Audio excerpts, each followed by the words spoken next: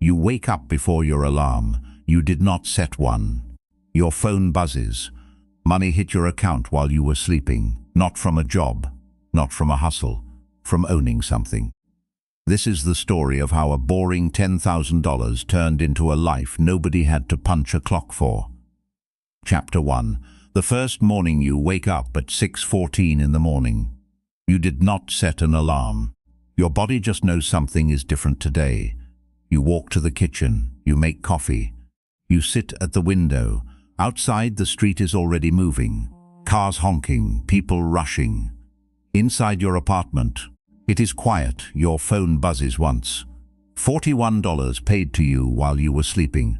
Not from your job, not from a side hustle, from owning. You sit with the coffee cup in your hand and think about the version of you from 5 years ago. The one who set 3 alarms. The one who hated Mondays. The one who did not believe this kind of morning existed. You did not get rich. You just hit a number, a specific number. One that quietly pays your rent, your groceries, your gas, the life you used to fund entirely with your hours. Chapter 2.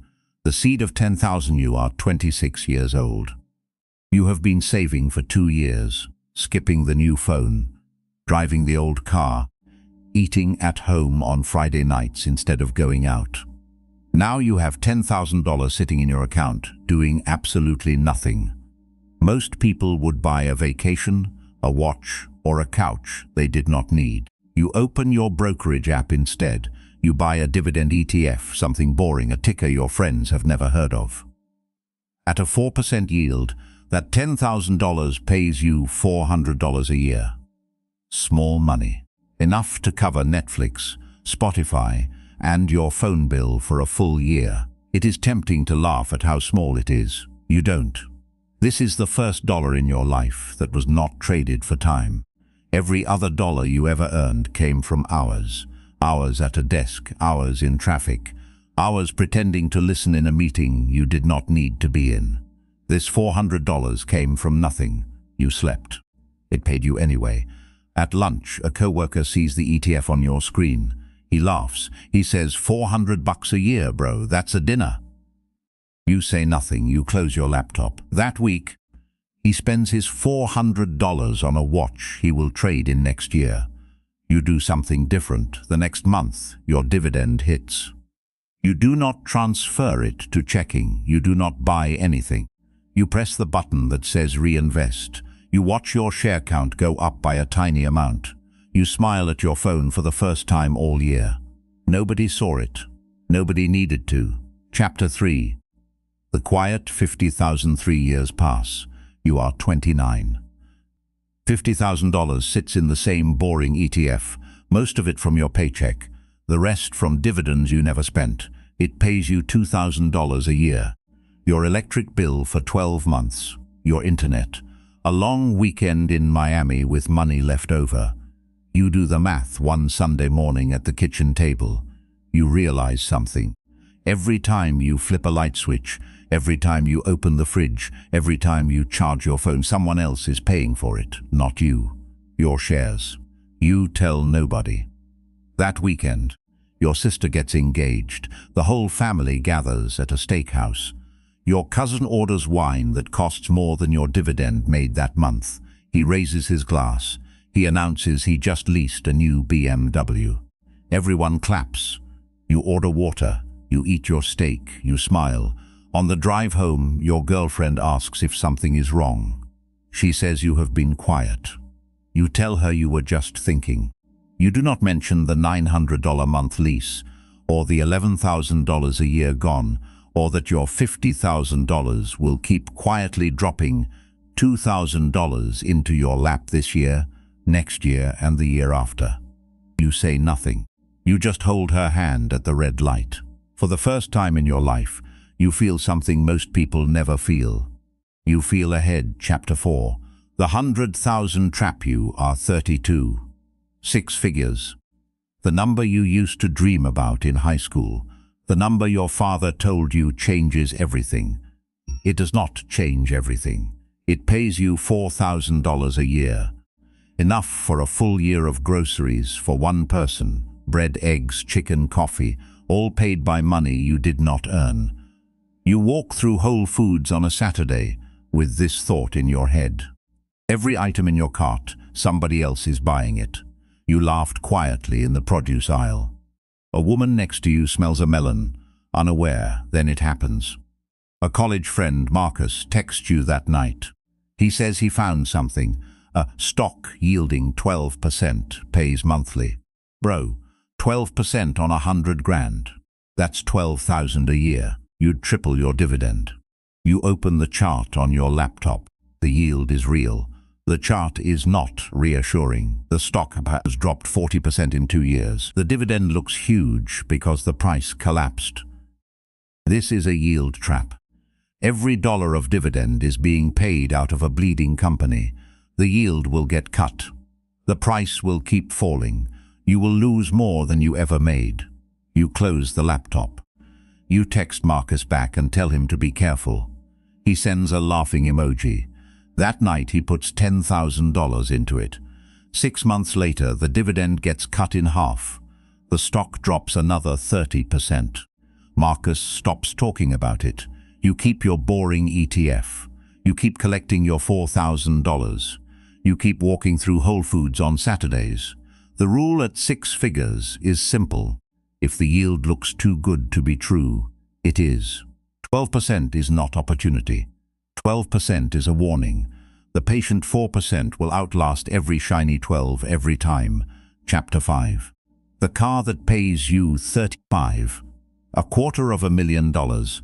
A number nobody at your job knows you have. It pays you $10,000 a year, your car payment, your insurance, your gas for an entire year.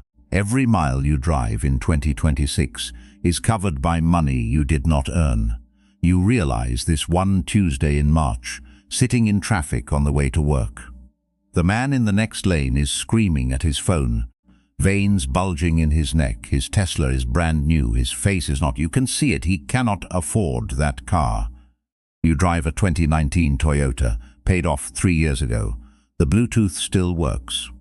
The seats are still fine. Your car owes you nothing. His car owes him $800 a month for the next. That night you check your dividend account.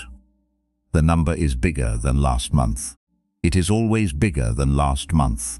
You remember something your mother told you when you were 16.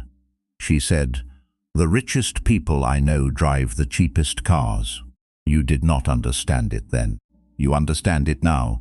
At $250,000, the math stops being theoretical. It starts paying for things you can touch, things you can drive, things that get you to work. Most people at 35 have a car payment. You have a car that pays you. You park in your driveway that night. You sit in the car for a minute before going inside. You are not in a hurry anymore. You have not been in a hurry for a long time. Chapter 6. $500,000 and the word "know you" are 38.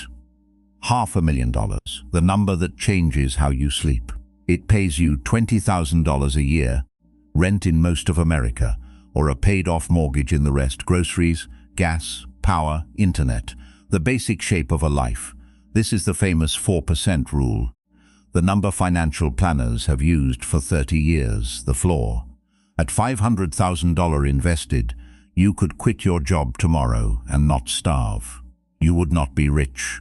You would not travel much. But you would not starve either.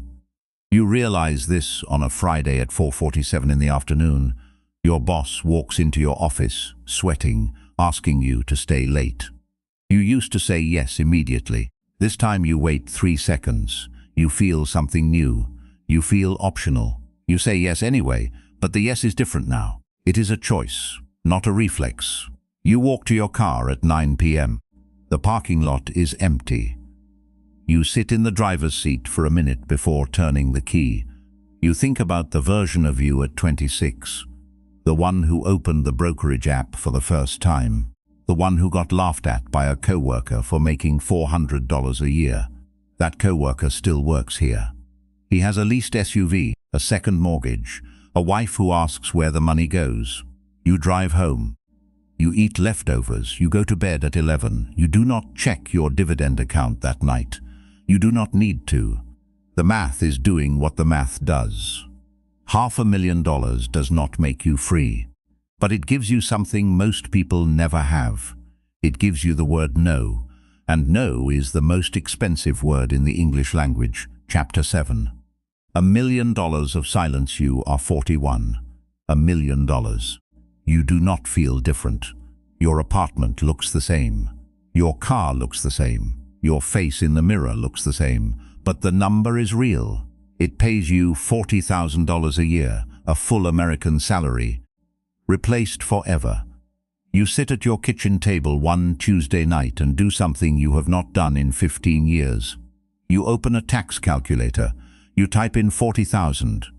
Qualified dividends, single filer, tax year 2026. You hit enter. The screen shows one number, 0. You look it up. It is real. Under $50,000 in dividends, the IRS takes nothing. Your friends with jobs lose a third of their paycheck before it even hits their account. You keep every dollar. You sit back in the chair. You do not smile. You do not celebrate. You just sit.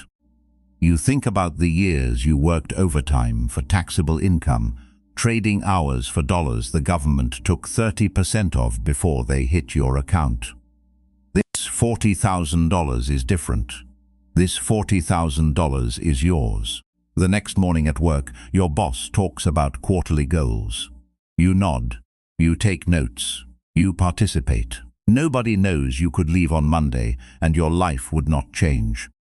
Nobody knows the woman at the desk next to you, who makes the same salary, will retire with $800,000 less than you will. You walk to lunch alone. You sit on a bench in the sun. You eat a sandwich from home. $1 million does not buy a yacht. $1 million buys silence, the kind of silence where you sit in a chair on a Tuesday night and realize you do not need anyone's permission anymore. Not your boss, not the government, not your past. Chapter 8, $1.5 million, and the final decision. You are 44. $1.5 million. It pays you $60,000 a year, what the average American retiree actually spends, replaced forever without selling a single share. You read a headline over coffee one morning. A 2026 Northwestern Mutual Planning study says Americans now believe they need $46 million to retire comfortably. You read the number twice. You already have more. You sit at the kitchen window with your coffee. The street outside's busy. People driving to jobs. People stuck in traffic. People late for things. You used to be one of them. You think about the version of you at 26, the kid with $10,000 who clicked reinvest for the first time. The kid who got laughed at by a co-worker over a $400 dividend. That dividend grew. That kid grew up. The system did what the system does. You walk to your desk. You open your laptop. You write one email. You tell your boss you are done. You hit send. You do not feel anxious. You do not feel scared. You do not feel anything dramatic. You feel the way you felt on that first Tuesday morning 15 years ago, when $41 hit your account while you were sleeping. Calm, quiet. Sure, the number Americans say they need to retire, you have already passed it. And it took exactly one decision, made 15 years ago and never broken. The decision to be patient. When everyone else was working for money, you taught money to work for you. Now you own your mornings, forever.